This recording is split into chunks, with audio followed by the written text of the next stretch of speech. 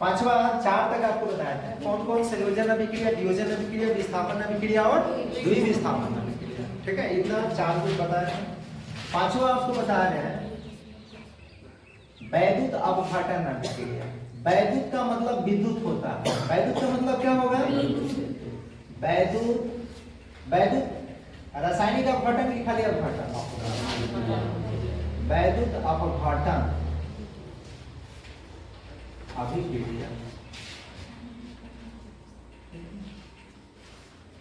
English में बोलेंगे electrolytic decomposition reaction. क्या बोलेंगे?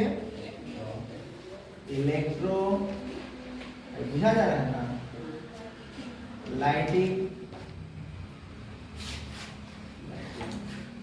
Decomposition reaction.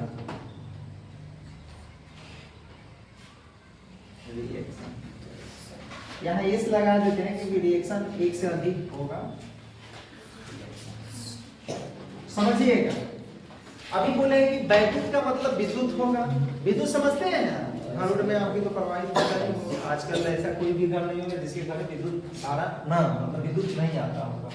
ठीक है, तो वैद्युत का मतलब विद्युत, इसको विद्युत भी बोलेंगे, वैद्युत भी बोलेंगे, कोई दिक्कत नहीं है। तो विद्युत धारा क्या होता है? मतलब वैद्युत अपघटन का मतलब तो आपको पहले ही बताया, अपघटन का मतलब होता है टूटना। क्या होता है? किससे? विद्युत धारा।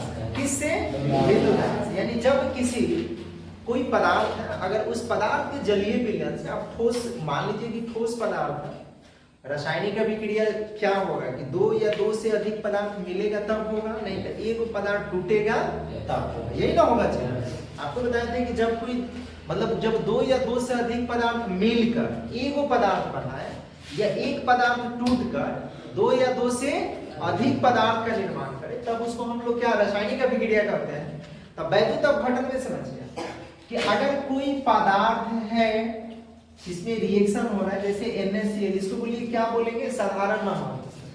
साधारण नमक या सोडियम क्लोराइड, जो नमक आप लोग खाते हैं ना, तो उसका फॉर्मूला यही होता है, साधारण नमक उसको बोलते हैं NaCl।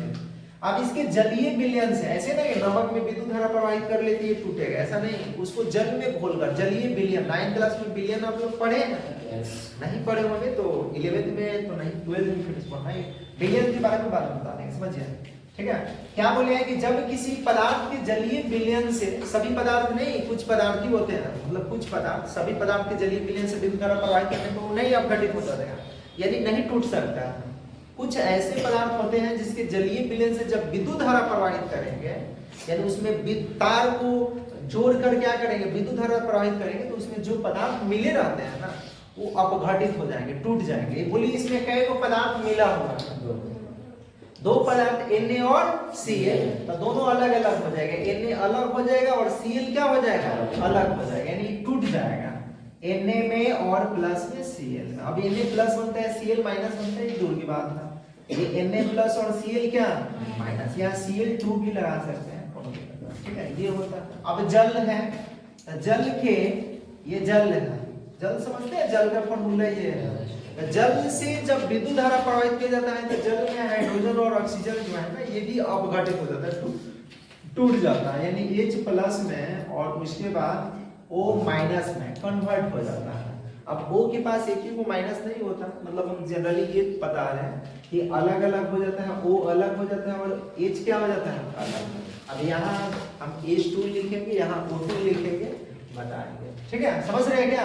मोटे तौर पर समझिए कि H और O अलग हो गया है। अब ये नहीं कि नहीं यहाँ 2 होगा, यहाँ 2 होगा। हम ये आपको समझाने की प्रयास कर रहे हैं कि दोनों अलग हो जाए, तो उसको क्या बोले? उसको बोलेंगे वैद्युत अपघटन। बात समझ रहे हैं क्या?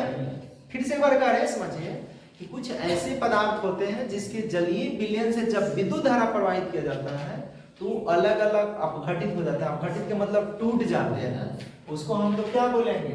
वैद्युत अपघटन। समझ में आ गया होगा? ठीक है, तो लिख लीजिए परिभाषा, यहां से लिख लेते हैं।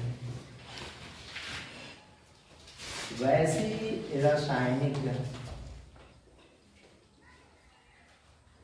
रासायनिक अभिक्रिया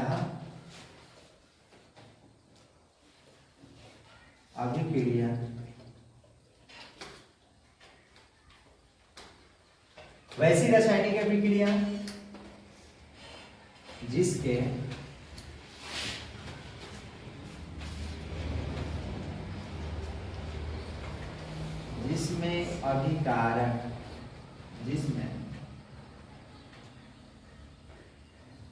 अभिकारक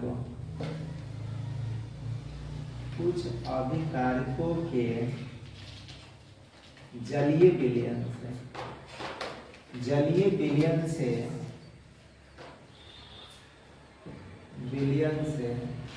विद्युत धारा प्रवाहित करने का, जलीय विलयन से विद्युत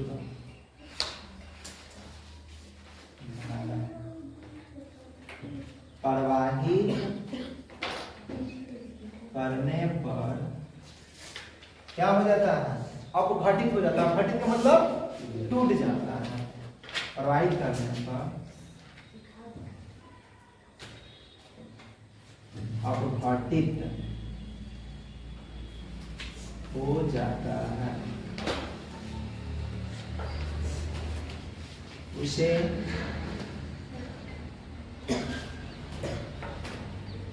वैद्युत अपघटन अभिक्रिया,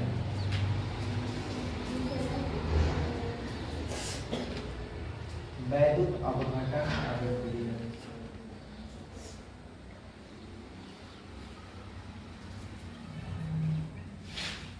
कहा जाता है।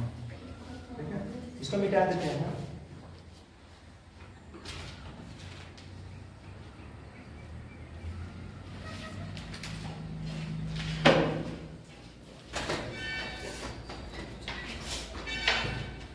जैसे इधर समझते चलिएगा, लिखना तो है, लिख के कुछ आप लोग कर भी नहीं लीजिएगा जब तक नहीं समझिएगा। काफी भरेगा, ऐसे सादा रहता है तो आपको तो वाकई पता ना रहता।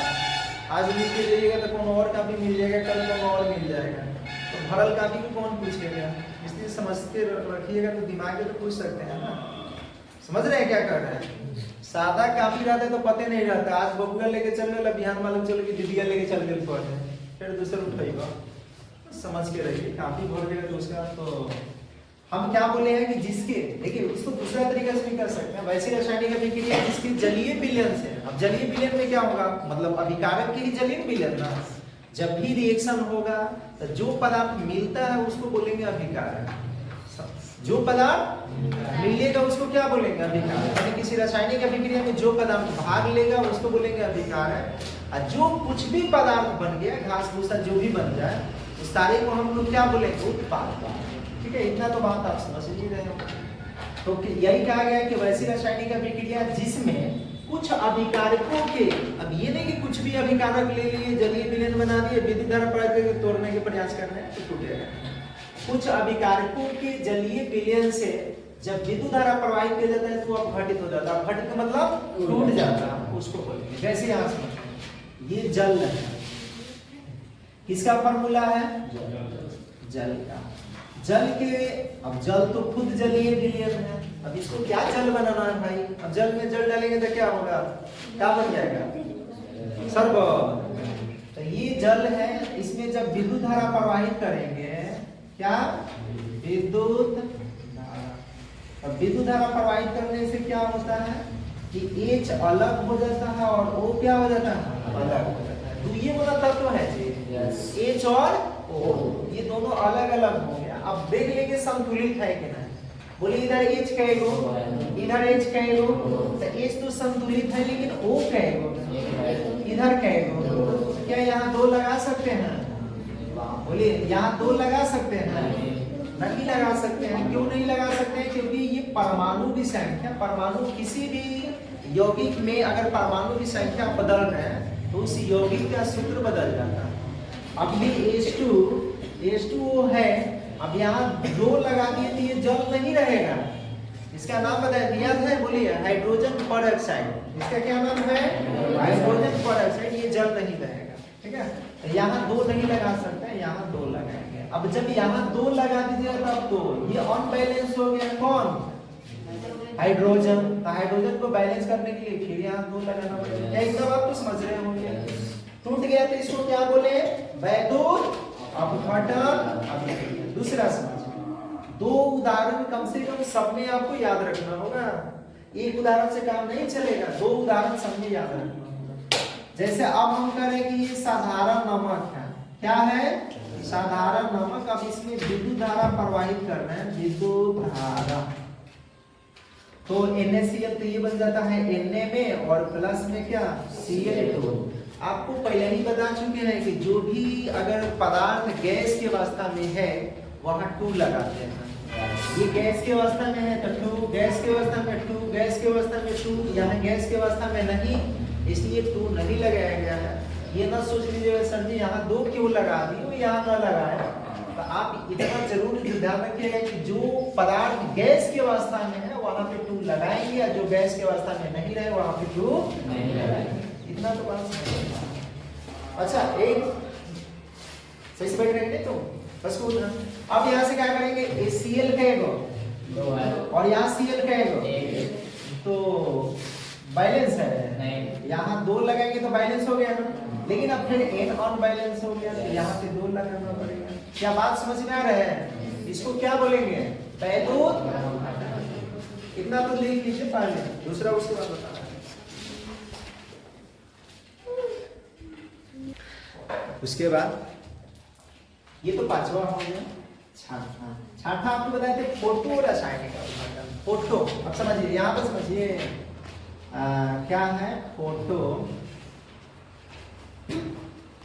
रासायनिक अपघटन। अपघटन अभिक्रिया, ये आपको पूछा था, याद रखिएगा। फोटो रासायनिक अपघटन अभिक्रिया, फोटो रासायनिक इंग्लिश में भी यही होगा, फोटो केमिकल एंड डिकम्पोजिशन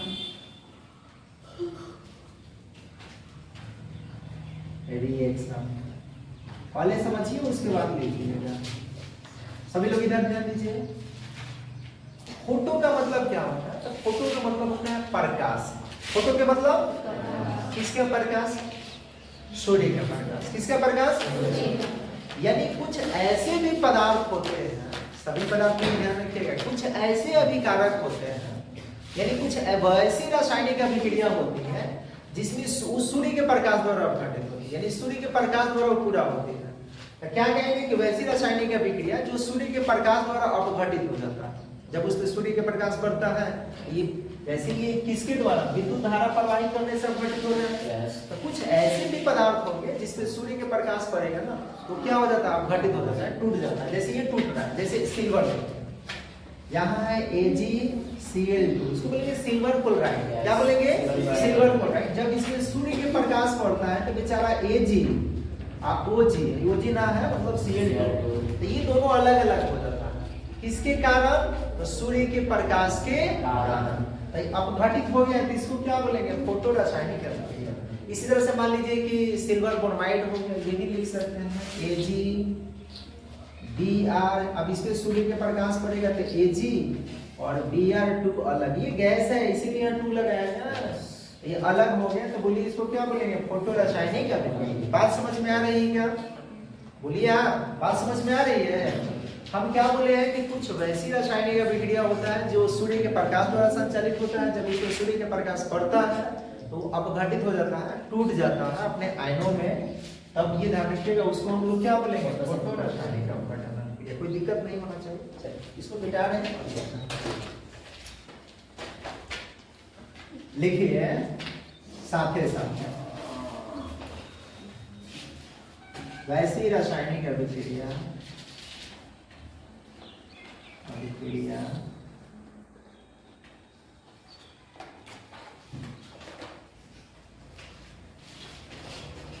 जो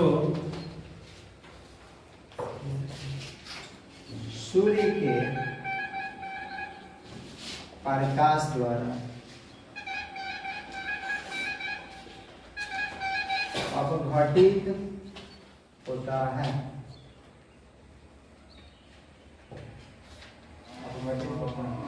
उसे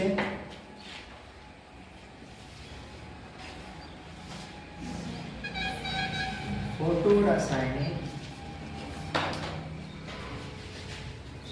फोटो रासायनिक अभिक्रिया, फोटो रासायनिक अपघटन अभिक्रिया लिख लीजिए, फोटो रासायनिक अपघटन।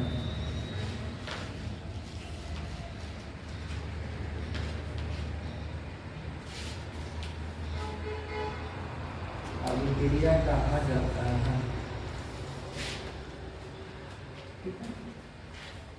समझ में आ रहा है ना। दूसरा तरीके से भी कर सकते हैं, कुछ वैसे ही रासायनिक अभिक्रिया होता है जिसमें अभिकारक पर जब सूर्य का प्रकाश पड़ता है तो उससे क्या होता है, अपघटित हो जाता है और उत्पाद बनाता है। जैसे यहाँ जैसा भी क्या बताए थे, ये है सिल्वर क्लोराइड, इसका नाम बता दीजिए, लिख देते हैं सिल्वर क्लोराइड, सिल्वर क्लोराइड। अब इस पे क्या पड़ रहा है भाई बताओ, सूर्य का प्रकाश। तो जब सूर्य के प्रकाश पड़ेगा तो OG मतलब Ag और Cl2 अलग हो जाता है, संतुलित करने में। तो संतुलित स्थिति में यहाँ Ag क्या है, इधर Ag क्या है, Cl क्या है, Cl क्या है, तो यहाँ लगाना पड़ेगा तो, अब यहाँ भी लगाना पड़ेगा, ठीक है। पहला एग्जाम्पल हो गया, दूसरा एग्जाम्पल सिल्वर ब्रोमाइड हो गया, AgBr।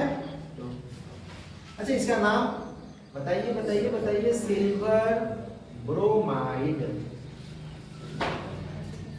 ऐसा बता दीजिएगा ना जी। सिल्वर है कौन सी, क्लोरीन, सिल्वर बोलेंगे क्लोरीन, सिंगल रहे तो कभी क्लोराइड नहीं कहेंगे, क्लोरीन। जैसे ऑक्सीजन सिंगल रहे तो ऑक्सीजन बोलेंगे, लेकिन किसी तत्व के साथ आ जाता है तो ऑक्साइड बोलेंगे, ठीक है। तो ये हो गया, यहाँ पे क्या ये हो गया Ag और प्लस में Br। अब ये ब्रोमाइड नहीं, यहाँ ब्रोमीन बोलेंगे, क्या बोलेंगे, ब्रोमीन। लेकिन यहाँ पे क्या ब्रोमाइड, संतुलित देखिए Ag क्या है, Ag क्या है, Br क्या है, Br क्या है, यहाँ लगाएंगे 2 और यहाँ लगाएंगे तो यहाँ लिख देंगे सूर्य का प्रकाश, सनलाइट, सूर्य का प्रकाश, ठीक है। नाम तो लिखिए, बात तो समझिए गए होंगे, कोई दिक्कत नहीं होना चाहिए, धीरे से नोट कर लीजिए, आगे देखिए।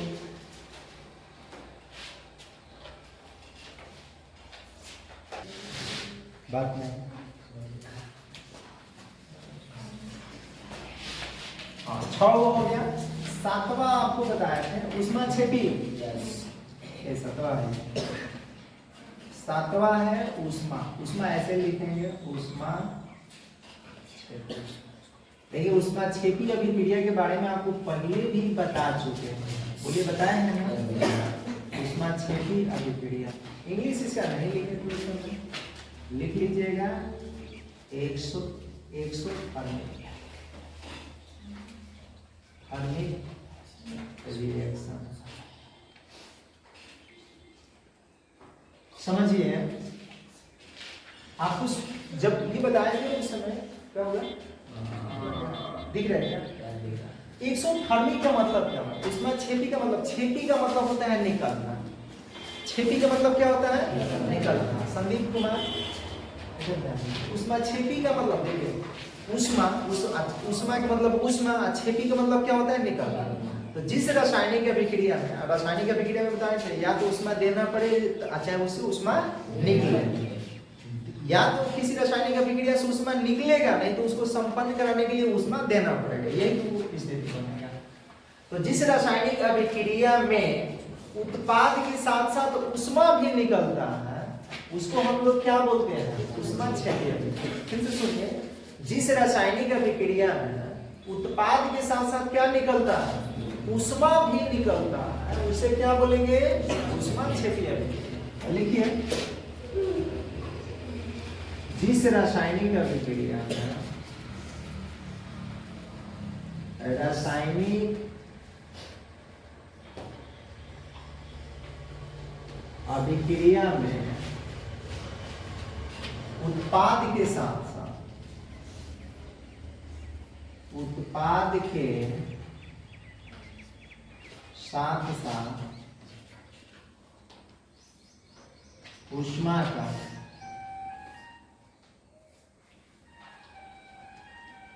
ऊष्मा का उत्सर्जन होता है। उत्सर्जन का मतलब निकलना है, उत्सर्जन होता है,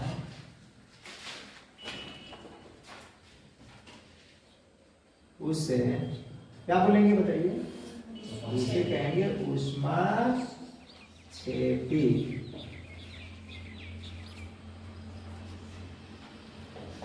अभिक्रिया, अभिक्रिया कहते हैं।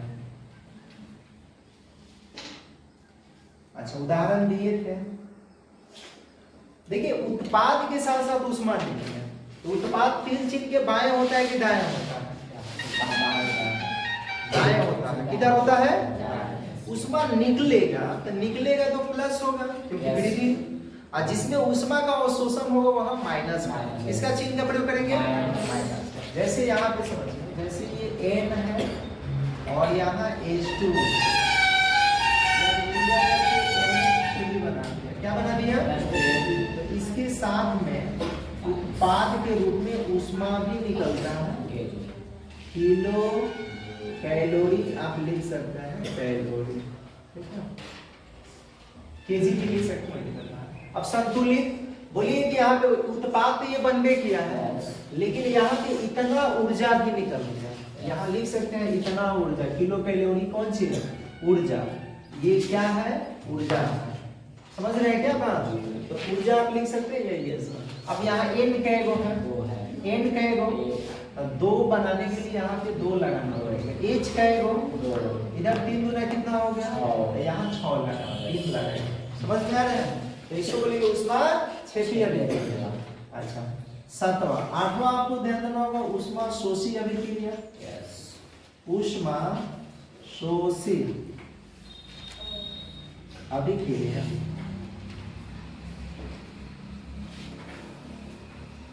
जिसको बोलेंगे एंडोथर्मिक रिएक्शन।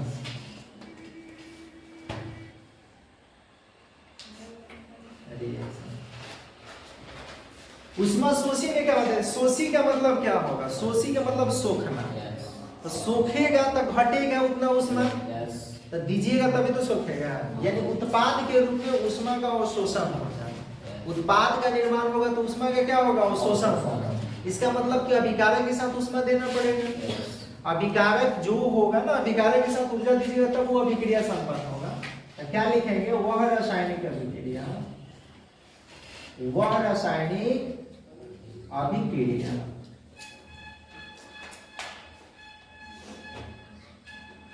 अभिक्रिया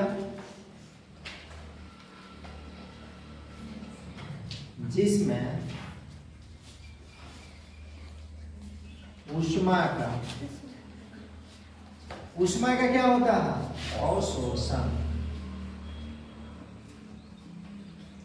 अवशोषण होता है।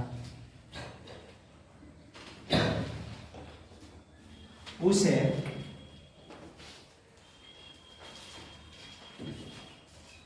ऊष्मा शोषी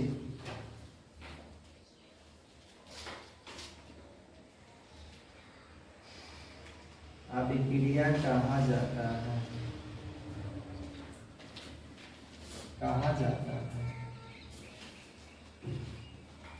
एग्जाम्पल के तौर पे समझिए, ये बताइए कि क्या है?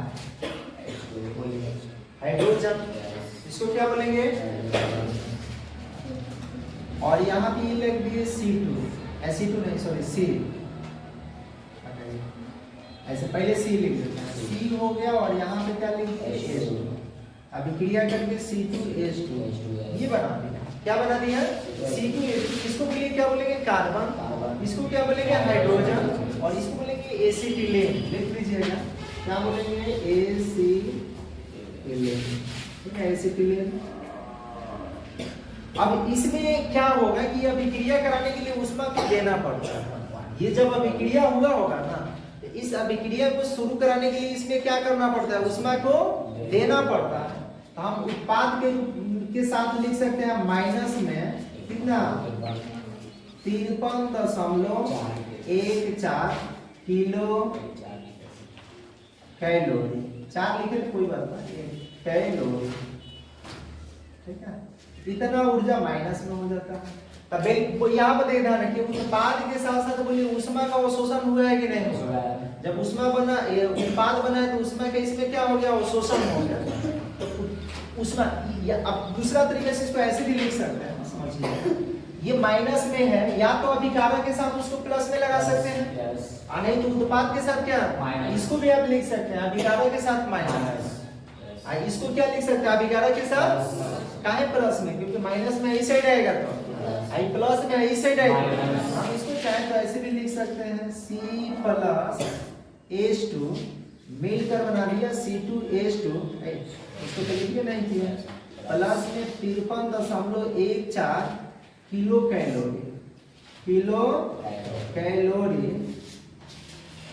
और उसके बाद ये ऊर्जा है, बन गया कौन सी C2H2, इसको एसिटिलीन बोलेंगे, वहां लिखिए, संतुलित कर लेते हैं। C कहेगो यहाँ 2 लगा देंगे तो हो जाएगा, C वहां 2 लगा, तो ऐसे भी लिख दे तो समझ जाना है कि क्या है, उष्मा शोषी अभिक्रिया, क्योंकि देखिए उत्पाद के साथ उष्मा सोख रहा है, यहाँ उत्पाद के साथ अभिकारक के साथ उसमें क्या हो रहा है, सोख रहा है, उत्पाद के साथ उसमें क्या हो रहा है, निकल रहा है, इसको हम लोग बोलेंगे, इसको उष्मा शोषी है, इसको क्या बोलेंगे, उष्मा शोषी। कोई दिक्कत है क्या, बोलिए दिक्कत है, उदाहरण देने में दिक्कत नहीं ना होगा, तो इसको आप धीरे से लिख सकते हैं। 2 और बताएंगे, बाकी 4 को कल बताएंगे, इसको बिना लिख लिए क्या, नहीं लिखे प्रकार से। देखिए हम लोग 8 को जान गए, अब 9वां क्या है, 9वां बहुत इंपॉर्टेंट है, 9वां पर ध्यान देना होगा, तब ये 9वां पार होगा, नहीं तो 9वां डूब जाएगा, ठीक है। और अवक्षेपी अभिक्रिया, अवक्षेपी अभिक्रिया, 9वां डुबाना है कि पार कराना है, प्रेसिपिटेशन, रिएक्शन,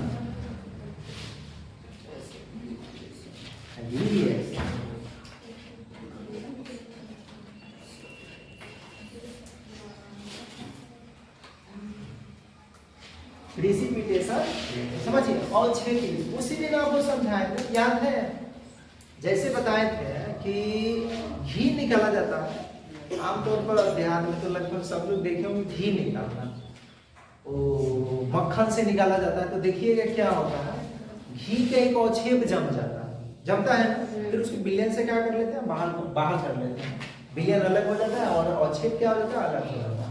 तो ठीक वैसा ही होता है अवक्षेपीय अभिक्रिया, वैसी रासायनिक अभिक्रिया, मतलब कुछ रासायनिक अभिक्रिया वैसे होते हैं जिसमें उत्पाद के रूप में क्या होता है, कुछ ठोस अवक्षेप प्राप्त होता है, जिसको विलयन से अलग करके विलयन को क्या कर दिया जाता है, टाल जाता है। अब ऐसे थोड़े घी को उसी में महते रहते हैं, उसको अलग करते हैं कि नहीं करते हैं, तो अलग हो जाता है, मट्ठा बोलते हैं, या मक्खन से इसको निकालते हैं, तो लिखेंगे वैसी रासायनिक अभिक्रिया जिसमें अभिक्रिया के फलस्वरूप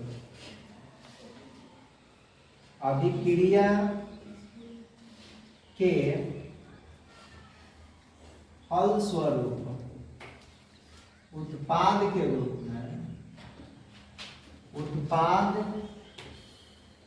रूप में एक ठोस अवक्षेप प्राप्त होता है, ठोस अवक्षेप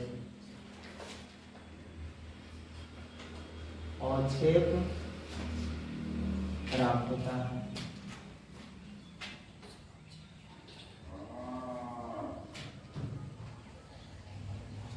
उसे अवक्षेपी अभिक्रिया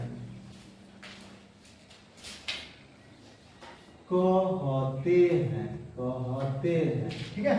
समझिए उदाहरण पहले समझिए, आप पढ़े होंगे द्विविस्थापन अभिक्रिया, उसमें देखिए कि 2 रिएक्शन बताए थे और वहां तीर के अवक्षेप का पहचान कैसे तो चलेगा, तीर के चिन्ह, जो पदार्थ बन रहा है अवक्षेप ना, वहां पे तीर के चिन्ह लगा देते हैं नीचे की ओर, जैसे यहाँ BaCl2 और यहाँ Na2SO4 ये रिएक्शन कर रहा है। अरे लिखना बात नहीं करता BaCl2 और यहाँ पे Na2SO4 इसका नाम बताया दिया है बेरियम क्लोराइड। लिख देते हैं फिर से, बोलिए क्या बोले थे? Barium chloride. इसका नाम बता दीजिए सोडियम सल्फेट। सोडियम सल्फेट यहाँ से लिख देते हैं सल्फेट।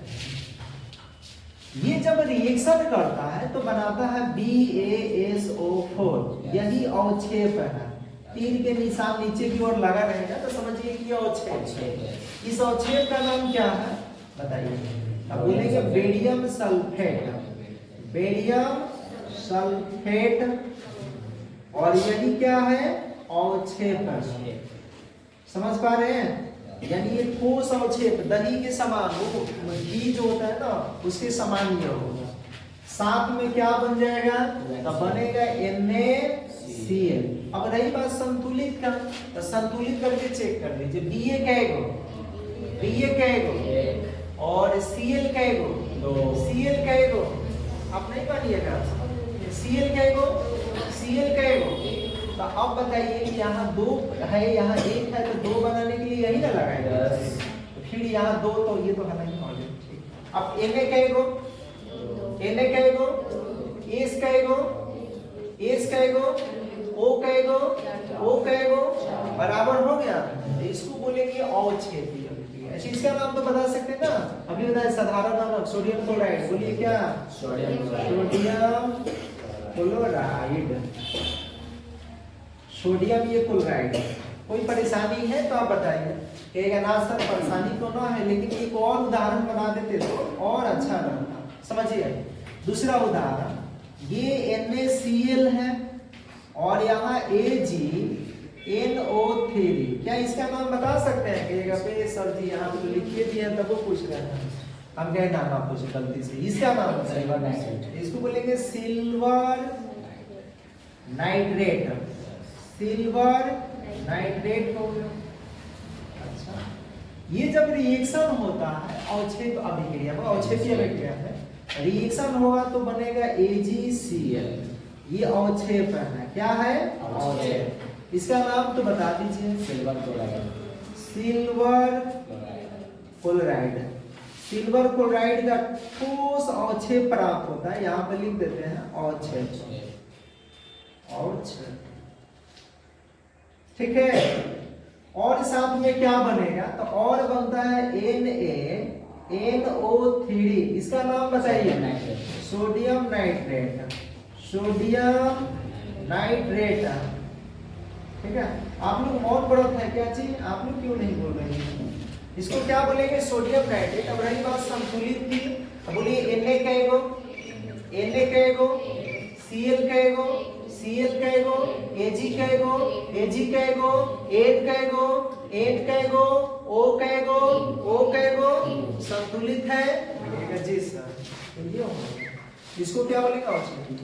दसवां एक और समझ लीजिए, यही लास्ट बताया कि कल चालू बताएंगे। टाइम नहीं है तो हमको एक जगह जाना है। उदासीनीकरण अभिक्रिया। उदासीनीकरण अभिक्रिया लिखना नहीं, लिखना माना है। अभी इधर ध्यान दीजिए।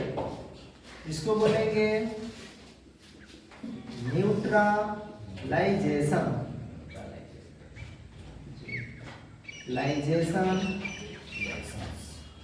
रिएक्शन।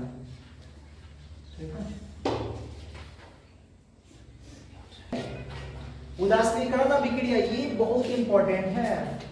ठीक है, स्टार लगाइएगा 5 स्टार वाला। ठीक है, यो 5 स्टार वाला है। और शुरू में जो 4 को पढ़े हैं ना वो 5 स्टार वाला है। ठीक है, 5 स्टार समझे? VVI वेरी वेरी इंपॉर्टेंट, ये एग्जाम से है। ठीक है, ये आपको तो हम समझ रहे हैं उदासीनीकरण। उदासीनीकरण का मतलब क्या होगा? आमतौर पर समझिए, उदासीनीकरण का मतलब ये रिएक्शन रासायनिक अभिक्रिया में दूसरा। ऐसे उदासीन पदार्थ का मतलब होता है जिस पर कोई आवेश नहीं रहता। आप लोग कौन सी रासायनिक है? उदासीनीकरण अभिक्रिया में जब अम्ल और क्षारक एक दूसरे से रिएक्शन करता है तो रिएक्शन करके क्या होता है, वो उदासीन लवण बनाता है। इसके बाद वाला पार्ट पढ़िएगा अम्ल, क्षारक और लवण, तो उसमें आपको डिटेल में बताएंगे कि अम्ल क्या होता है, अम्ल की पहचान कैसे होता है, क्षारक क्या होता है, क्षार क्या होता है, क्षारक की पहचान कैसे करेंगे, क्षार की पहचान कैसे करेंगे, लवण क्या होता है, लवण कैसे बनता है, अम्ल कैसे बनता है, क्षारक कैसे बनता है, लवण की पहचान क्या है, लवण के क्या उपयोग है, अम्ल के क्या उपयोग है, क्षारक की क्या उपयोग है, ये सब बात की बात है। अभी यहाँ बस इतने समझिए कि जब अम्ल और क्षारक आपस में रिएक्शन करता है, विक्रिया करता है, तो क्या होता है? अब विक्रिया करके ध्यान रखिएगा कि लवण और जल बना देता है। क्या बनाता है? लवण और जल। तो उसी को हम लोग बोलेंगे क्या? उदासीनीकरण। फिर से सुनिए क्या बोलेंगे, वैसी रासायनिक अभिक्रिया जिसमें अम्ल और क्षारक एक दूसरे से अभिक्रिया करके लवण और जल बनाता है, उसको क्या बोलेंगे? उदासीनीकरण अभिक्रिया। कोई दिक्कत? अरे बोलिए दिक्कत। दिक्कत तो है, लिखे नहीं है तो दिक्कत नहीं है। अरे बाबू लिख रहे हैं, देखो वैसी रासायनिक अभिक्रिया बकंद ना आप लोग के पास है, लिखंत है का वैसी रासायनिक अभिक्रिया, वैसी रासायनिक अभिक्रिया जिसमें अम्ल। अब अम्ल की पहचान कैसे करेंगे? मोटे तौर पे इसमें बताएंगे आपको। इसके बाद वाला जब पाठ पढ़ाएंगे ना, ये तुरंत अब खत्म होने वाला है, कल खत्म हो जाएगा। परसों प्रश्न उत्तर करा देंगे, सारा पाठ फिनिश, ऑब्जेक्टिव लिखवा देंगे, टेस्ट ले लिया जाएगा। अम्ल एवं क्षारक, क्षारक और क्षार दोनों अलग अलग चीज है, ये बाद में पढ़ लीजिएगा। वैसी रासायनिक अभिक्रिया जिसमें अम्ल एवं क्षारक एक दूसरे से अभिक्रिया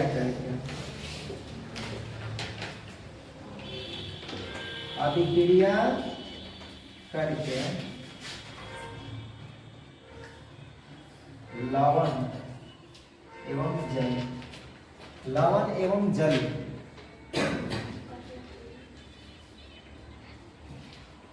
बनाता है, उसे उदासीनीकरण। अच्छा, एनसीईआरटी के किन के पास है बुक? विज्ञान के एनसीईआरटी आपके पास है, लेकर आइएगा, प्रश्न उत्तर उसका करा, ठीक है? आज नहीं कल एनसीईआरटी, और उसके बाद बताएगा अदर उसे उदासीनीकरण अभिक्रिया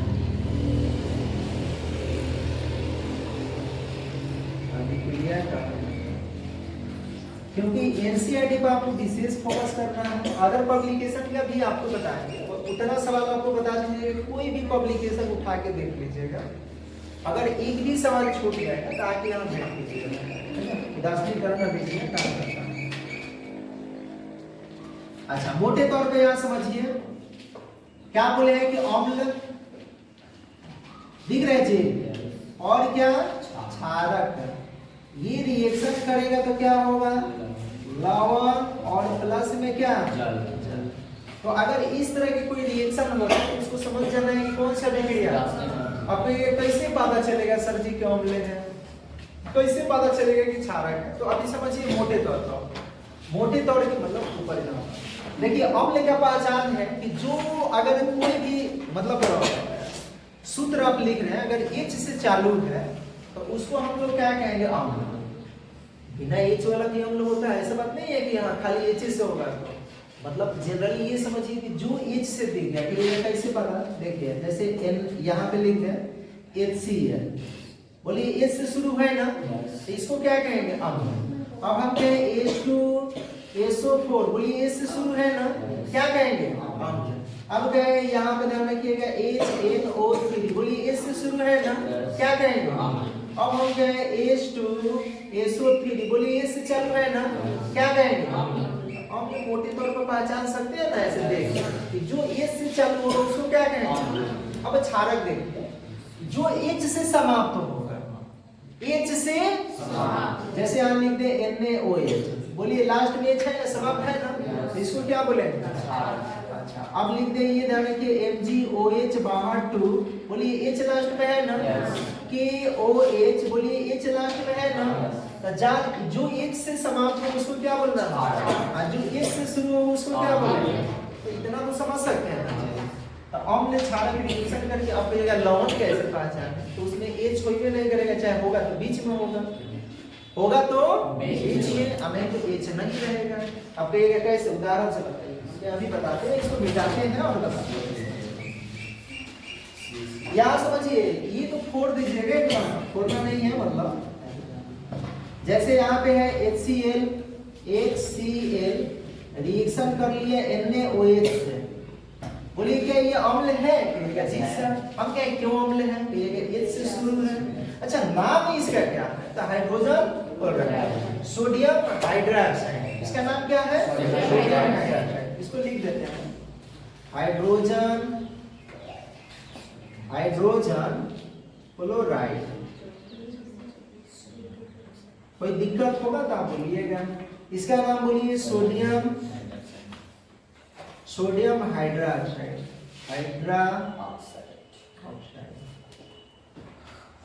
ठीक है। रिएक्शन करेगा तो ध्यान रखिएगा क्या बनाएगा NaCl, L है और प्लस में H2O। बोलिए इसमें H है, कहीं दिख गया क्या आपको, अभी बोले ना जिसमें H नहीं रहे उसको क्या बोलेंगे, ये लवण, इसका नाम है सोडियम क्लोराइड। ये जल कौन नहीं बताएगा, आप संतुलित H कहेगो, एक नहीं, ये यहाँ भी है, H कहेगो, ठीक ठाक बा। अच्छा, Cl कहेगो, Na कहेगो, O कहेगो, संतुलित है। अच्छा, दूसरे एक और समझिए, एक हाथी चुकी उदाहरण बता रहे हैं सर, अब तो उनका ना भाई हाथी चुकी काहे बताएं। ये देखो यहाँ पर KOH लगा देते हैं। अब बताइए कि H से शुरू है, अम्ल है, H से बंद है, क्षारक है। अब ये जब रिएक्शन करेगा तो क्या बनाएगा, ये जब रिएक्शन करता है तो बनाता है, ध्यान रखिएगा K2SO4 है, K2SO पढ़ा लिखते हैं SO4। बताइए ये किसका है, तो नहीं है तो इसको लौ नहीं कहेंगे, और साथ में जल बनाता है H2। तो इसको कौन सी अभिक्रिया, संतुलन पहले की, जिसका नाम बताइए, इसका नाम क्या है, इसका नाम बताइए, सल्फ्यूरिक अम्ल है। क्या नाम है, सल्फ्यूरिक अम्ल। जिनको ये नाम न याद हो ना, तो हाइड्रोजन कहे आई, सल्फेट कहे आई, तो हाइड्रोजन सल्फेट लिख दी, इतना कहे ना, हाइड्रोजन सल्फेट, H का मतलब हाइड्रोजन, SO4 का मतलब सल्फेट, तो हाइड्रोजन सल्फेट कह देंगे। K का मतलब क्या होगा, पोटेशियम, K का मतलब OH का मतलब हाइड्रोक्साइड, इसको बोलेंगे पोटेशियम हाइड्रोक्साइड। क्या बोलेंगे, पोटेशियम हाइड्रोक्साइड। इसका नाम लिखेंगे पोटेशियम हाइड्रोक्साइड,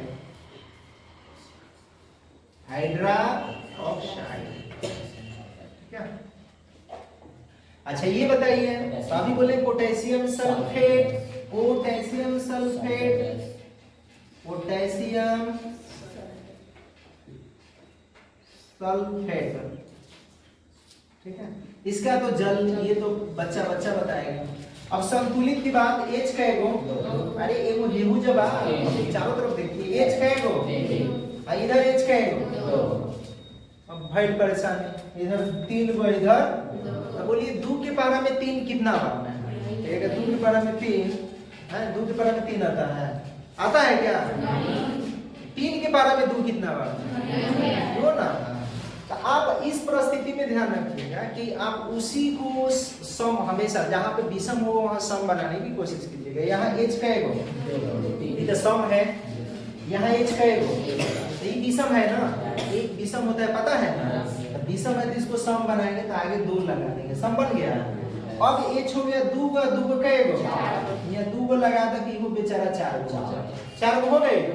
अच्छा, अब S देखिए कहेगो, S कहेगो, चलिए S ठीक है, O कहेगो 4, और 2 गो यहाँ कहेगो 6 गो, और 4 गो 2 गो कहेगो, यो ठीक है। के कएगो? के कएगो?